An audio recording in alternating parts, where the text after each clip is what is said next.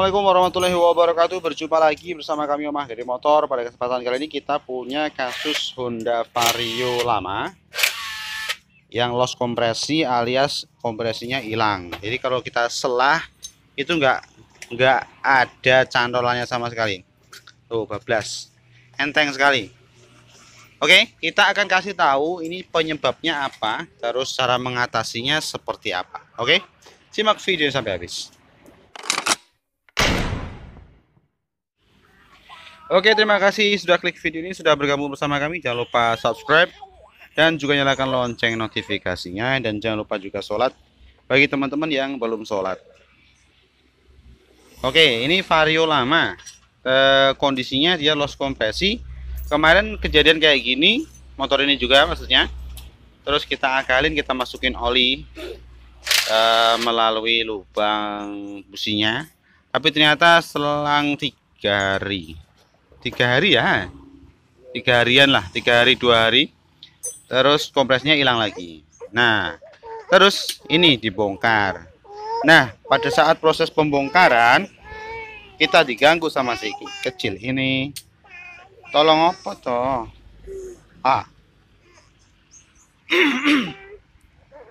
Naik toh. Api toh. Nih, nah nih. Iya yo.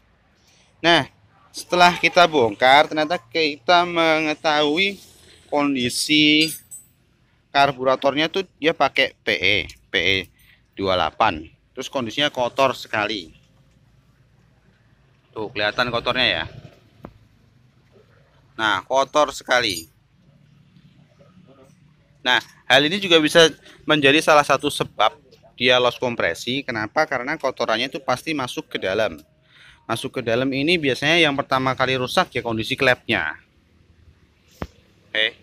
Kondisi klepnya dia biasanya kotorannya masuk ke klep, sehingga antara klep dengan seatingnya itu dia terdapat rongga. Sehingga kompresinya ketika kita selah langkah kompresi dia nggak bisa padat, tapi justru keluar melalui klep. Nah, ini biasanya yang seperti ini ya bisa klep in-nya, bisa klep X-nya.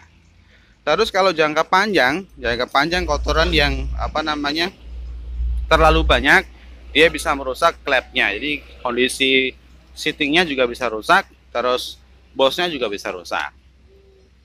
Nah, selain itu penyebab loss kompresi itu juga bisa karena faktor oli atau faktor penggantian oli yang nggak rutin, atau faktor oli yang kita pakai itu oli yang kualitasnya kurang baik, sehingga dia kurang bisa kurang licin lah, bahasa gampangnya tuh kurang licin.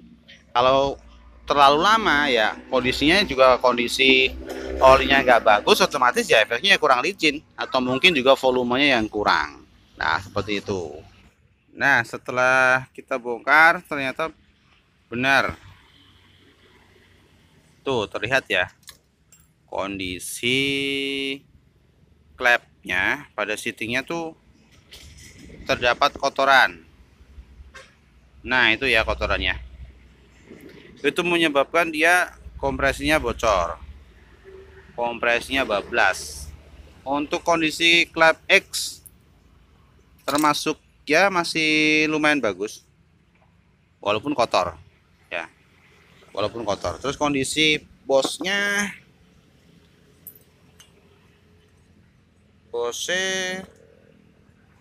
masih bagus, tapi untuk kondisi klepnya kelihatan nggak ya di kamera ya? Nggak kelihatan ya. Nah, itu tuh kelihatan kayaknya garis, terlihat garis ya.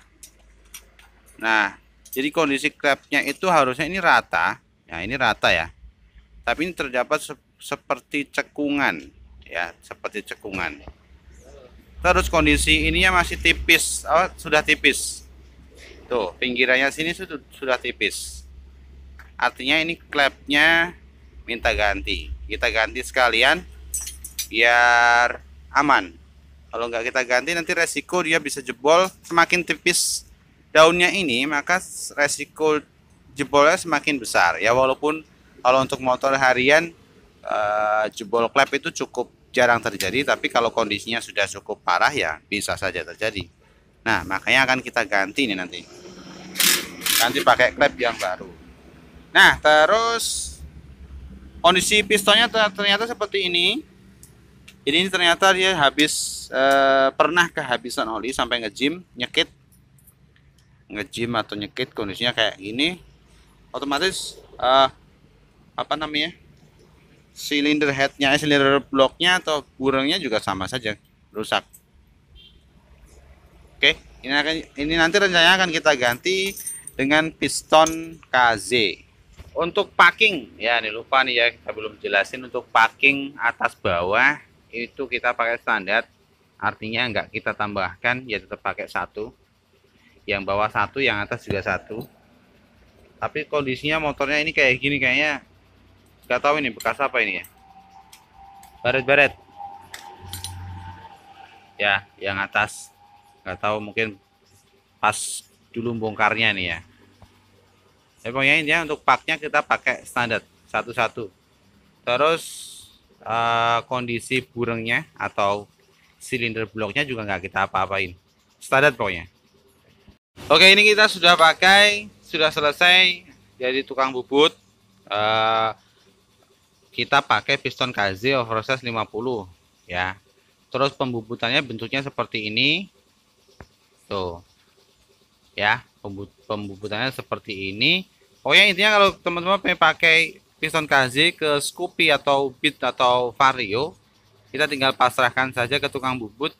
Kita tinggal bilang untuk piston KZ ini kita pasang untuk Vario. Nah kayak gitu. Nanti untuk pembubutannya ini diameternya berapa, ketinggiannya berapa, kedalamannya berapa, termasuk coak klepnya ini mereka para tukang bubut sudah ngerti ya, sudah paham ya. Terus selain atas kita juga perlu membubut bagian bawah. Kenapa? Karena biar nggak nabrak bandul, nggak nabrak apa jenis kruk as. Nah kalau ini nggak kita bubut, biasanya nabrak bagian belakang, itu bahaya sekali. Terus atas ini perlu kita bubut, kenapa? Biar gak knocking. Knocking itu bunyi kasar, bunyi tek gitu ketika umumnya sih ketika RPM atas, ketika kita geber. Biasanya kayak gitu karena terlalu padatnya kompresi menimbulkan pembakaran yang terlalu dini atau prematur, sehingga sebelum piston itu mencapai TMA secara penuh, dia itu sudah terhantam oleh pembakaran sehingga dia goyang kayak gini. Nah, goyangnya inilah yang menimbulkan knocking, menimbulkan suara. Nah kayak gitu ya. Terus untuk packing atas bawah kita masih pakai standar, artinya nggak kita tambahkan, ya cukup kita pakai satu saja atas bawah. Terus silinder blok atau burungnya tetap standar, artinya nggak kita kepras atau nggak kita bubut bagian sininya, pokoknya standar standar nyel. Nah oke ya. Kita akan pasang, nanti akan kita review suaranya setelah sudah selesai pemasangan. Tapi perlu digarisbawahi bahwa penambahan atau penggantian piston KZ ini tidak berpengaruh signifikan ya untuk tarikan awal misalkan atau top speed, itu nggak terlalu signifikan pengaruhnya. Jadi buat teman-teman jangan berharap lebih ketika cuma pasang piston KZ nanti berharapnya bisa tarikannya seperti NMAX ya, nggak mungkin ya, nggak mungkin. Efeknya apa? Efeknya biasanya karena kompresinya lebih padat, tenaganya cenderung lebih bagus karena pembakarannya juga lebih bagus. Tapi juga perlu diperhatikan bahan bakar yang dipakai, karena kompresi yang semakin tinggi ya bahan bakarnya juga semakin bagus biar tidak terjadi knocking. Untuk mencegah knocking seperti itu ya. Oke, kita akan review nanti suaranya seperti apa, terus kira-kira halus atau enggak. Nah kayak gitu ya. Sebelum kita pasang, kita coba dulu, kita pastikan dia nggak nabrak ya. Nah, aman. Oke, aman jaya. Nah nek wis bar kuwi jajal kompresi. Tak tutup ya, Gap. Yo. Wush. Oke, pastikan rapet tuh nutup ya. Oke, aman lah pokoknya. Sampai loro tanganku. Nah, intinya seperti itu. Karena sudah pasti aman, kita sudah coba putar aman, terus kita sela-sela kompresinya juga aman. Jangan lupa ADS kita pastikan masknya juga benar. Tuh, bisa kembali sendiri. Ya, kalau nggak bisa kembali sendiri berarti salah masangnya. Oke, kita hidupkan. Oh ya, Mas, satu lagi karena kita kelupaan, nggak kita shoot tadi, nggak kita videokan. Kalau kita pasang piston KZ ya ke Matic Honda, itu kita wajib yang namanya membesarkan lubang ini nih. Ya, caranya gimana ya, bisa kita gunting saja lah. Kan ini ada 2 garis ya. Tuh, garis. Kalau kita beli baru biasanya ini masih apa namanya? Menonjol. Nah, kita gunting sampai yang menonjolnya itu hilang, ya. Atau mepet, jadi kita sisakan yang menonjol itu tapi mepet gitu ya. Ya tinggal kita gunting saja bisa kok. Nggak harus bulat sempurna, tapi ketika kita pasang ke sana, kita pastikan dia itu ketika kita putar pistonnya nggak nabrak ini. Ya, sebenarnya sih nggak wajib kayak gini. Tetapi ditakutkan kalau bubutannya itu kurang ke dalam sedikit, itu nanti dia bisa bisa nabrak piston. Apalagi kalau kondisi pak bawahnya sana itu baru biasanya mimpes sih apa ya bahasa Indonesia, kempes ya, pokoknya kempes mimpes ya. Kalau mimpes itu ininya bisa ketabrak piston, takutnya seperti itu. Makanya ini disarankan untuk digunting biar aman. Oke, lanjut ya nanti. Oke, jadi ini sudah selesai kita rakit semuanya. Sudah kita hidupkan. Ini karbunya pakai PE28. Jadi sebenarnya sih karbunya agak nggak enak ya, agak nggak enak. Cuman ya kita pasang apa adanya, maksudnya yo enak iki. Yang sebelumnya maksudnya bawaan motornya sudah pakai karbu ini, jadi kita pasang ini. Bukan maksud kita apa namanya terus ganti piston atau ganti seker terus kita ganti PE 28 gitu, enggak. Memang bawaan motornya datang ke sini sudah pakai PE, jadi ya kita pasang PE lagi. Nah kayak gitu. Terus untuk suaranya halus ya, untuk suaranya halus. Oke, suaranya lumayan ya, bukan lumayan sih, halus. Nah tapi kalau misalkan nanti ya buat teman-teman ketika masang ini ada suara kasar. Suara kasar itu misalkan suara tok tok tok tok tok, nah tok tok tok tok kayak gitu ketika stasioner maupun ketika kita gas. Nah, itu bisa dipastikan bahwa coakan klepnya atau bubutannya yang di pistonnya itu kurang sesuai ya, kurang sesuai atau kurang jeru. Nah, kurang dalam. Nah, solusinya gimana kalau misalkan kayak gitu? Ya kita bisa kita bisa kembalikan ke tukang bubut lagi, kita bubut ulang. Atau kalau enggak, kalau teman-teman males atau mungkin jauh dari tukang bubutnya, kita bisa pakai packing double. Bisa packing yang belakang atau packing yang depan. Saran saya sih pakai packing yang belakang saja. Ya, packing yang belakang saja. Kenapa? Karena nggak perlu gunting-gunting lagi.